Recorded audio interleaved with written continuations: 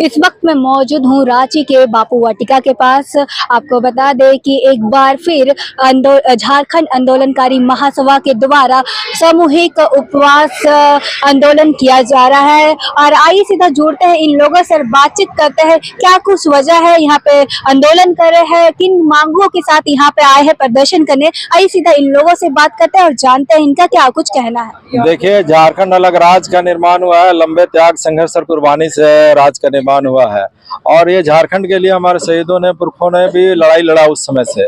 और ठीक है, कालखंड से लड़ाई के बाद में राज्य बना है। राज्य बनने के बाद में जो झारखंड आंदोलनकारियों का मामला है, जो पहला एक पहचान देना है, पहचान देने के बाद सम्मान देना है, सम्मान देने के बाद व्यवस्थाओं का लाभ देना है, ये 3 मामला है। उसी में आज तक पहचान का मामला भी लंबित है और बाकी तो व्यवस्थाओं का लाभ है। और सम्मान देने का मामला तो आज तक जो हास्पद स्थिति बना हुआ है। सम्मान देने में भी कभी कभी तो ऐसा होता है कि पिछला सरकार तक ताम्र पत्र देने का बात हुआ तो ताम्र पत्र भी आज तक बटा नहीं।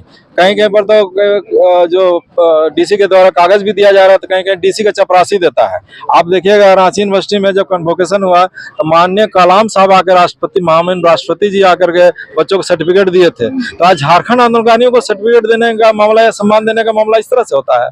भारत में भी, देश के अंदर में भी कहीं सम्मान मिलता है तो किस तरह से सामान्य रूप से और सम्मानजनक तरीके से दिया जाता है। और झारखंडियों का हालत इतना शर्मनाक बना दिया है कि गढ़वा में डीसी का चपरासी उसको सम्मान पत्र दे रहा था। ये सम्मान होता है।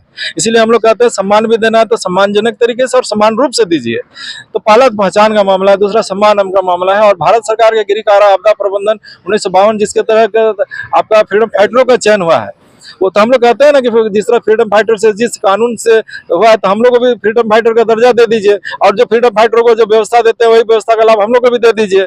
लेकिन आज तक यहाँ नियमावली में भी जिस तरह से ये लोग नियमावली बना दिया कि गृह कारा आपदा प्रबंधन 1952 में कहीं जेल जाने का क्राइटेरिया नहीं है, लेकिन यहाँ झारखंड सरकार में नियमावली बनाने में कोई 6 महीना जेल गया, कोई 2 साल जेल गया है, कोई जेल नहीं गया है, इस तरह से क्राइटेरिया गया। इसलिए उसमें भी कहते हैं कि जब मूल कानून में हमारा जेल जाने क्राइटेरिया नहीं, इसलिए जेल जाने की बाध्यता को पहले समाप्त करिए और सभी आंदोलनकारियों को समान रूप से व्यवस्थाओं का लाभ सबको दीजिए।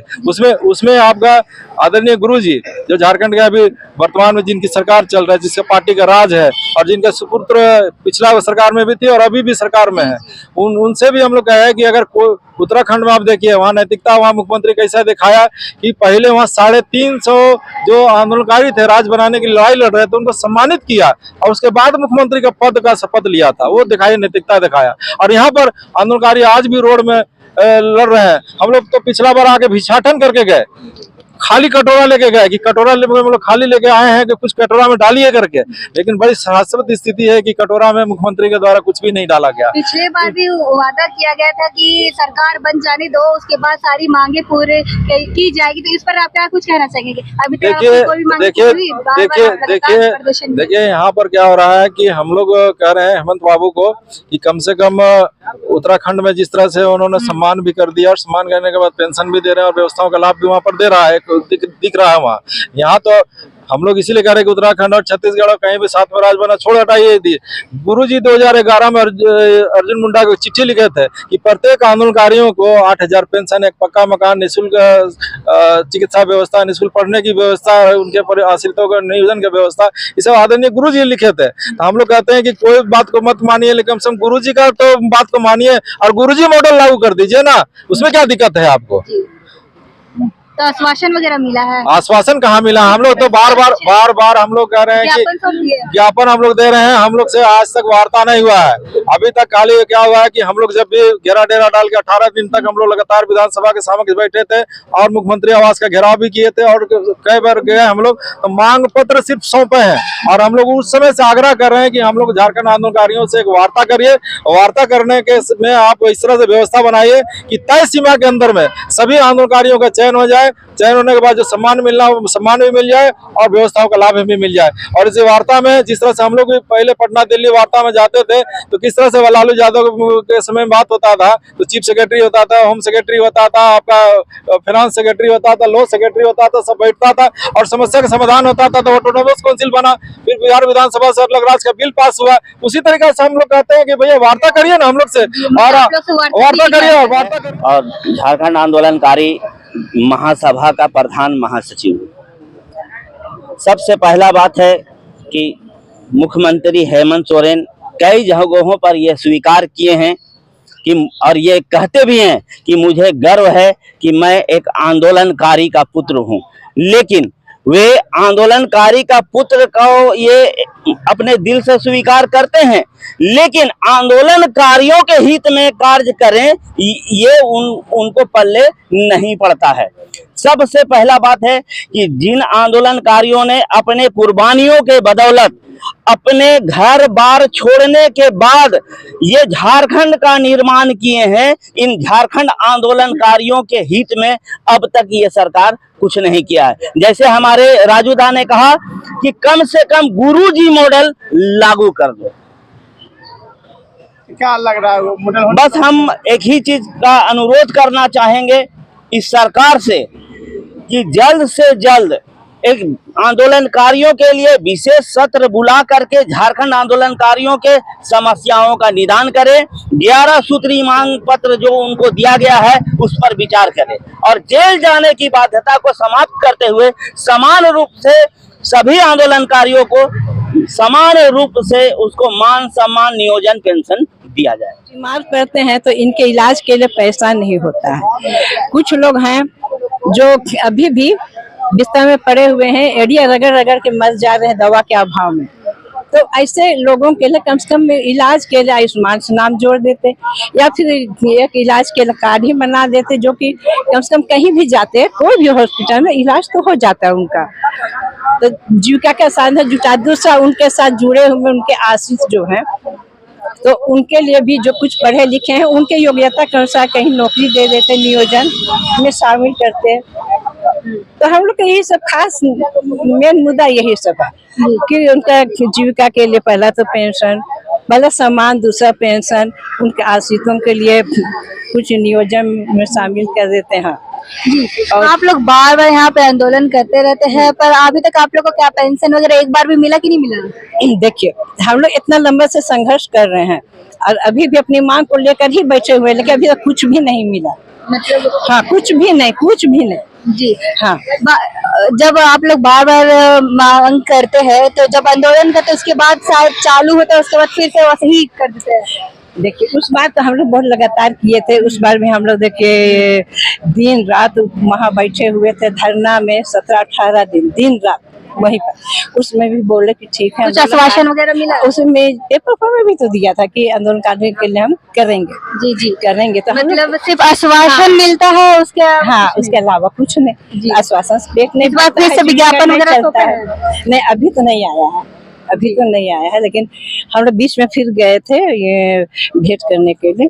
तो मुख्यमंत्री से बीते साल भेंट किए थे तो उसमें भी आश्वासन दिए थे। तो हम लोग इंतजार किए, भाई थोड़ा टाइम लगता है, देखते हैं, करेंगे बोल के, लेकिन अभी तक फिर कुछ नहीं हुआ। कोई जवाब नहीं आया है कि ये कर दे रहे हैं आंदोलनकारियों के लिए, कुछ भी कर रहे हैं कहते हैं ना, तब हम बोलते हैं कि हाँ चलिए कुछ कह रहे हैं, लेकिन अभी तक कुछ नहीं। हम लोग भी इंतजार किए, कितना सब्र बांध के बैठे रहेंगे। जी, तब अभी आश्वासन से ही काम चल जाएगा या फिर इस बार डटे रहना? आश्वासन से नहीं काम चलेगा, इस बार हम लोग डटे रहेंगे। इस बार एकदम पड़े रहेंगे। देखिए अभी अनशन में बैठ जाएंगे ना, चाहे मरे चाहे जिए, यहीं पर रहेंगे। जी यही रहेंगे, क्योंकि हर बार केवल आश्वासन से काम नहीं चलेगा। नहीं तो रखने वाले हैं, अब सब बेहाल हो चुके हैं। जी, पहले भी हेमंत सोरेन का सरकार था, वो यही आश्वासन दे रहे थे कि एक बार हमारी सरकार बन जाने दो, उसके बाद तुम्हारी वादे जो भी मैंने किया वो पूरा करेंगे। फिर अब उनका सरकार बन गया तो अब उन कहाँ कमी लग रही है? देखिए हम लोग भी सोचे चलो सरकार बनने के बाद मांग पूरा करेंगे, यही सोचकर हम लोग भी चलिए वोट दिए, जिताए, गद्दी पर बैठे। तो अब हम लोग के थ्रू गद्दी में बैठे तो उनको ख्याल होना चाहिए, और इसी उम्मीद से हम लोग भी उसको बैठाए हैं कि हम लोग का मांग पूरा होगा। हम लोग के लिए सोचेंगे, ध्यान देंगे, केयर करेंगे, लेकिन अभी फिर भी उम्मीद लगाए हुए हैं कि अभी कुछ उनका मुंह से कुछ निकले, कुछ हम लोग के लिए कुछ करे, कुछ योजना बनाए। इसी ये पर उम्मीद तो अभी तक मतलब कुछ नहीं है, कुछ नहीं कुछ नहीं हुआ है ना। तो आगे की क्या करेंगे?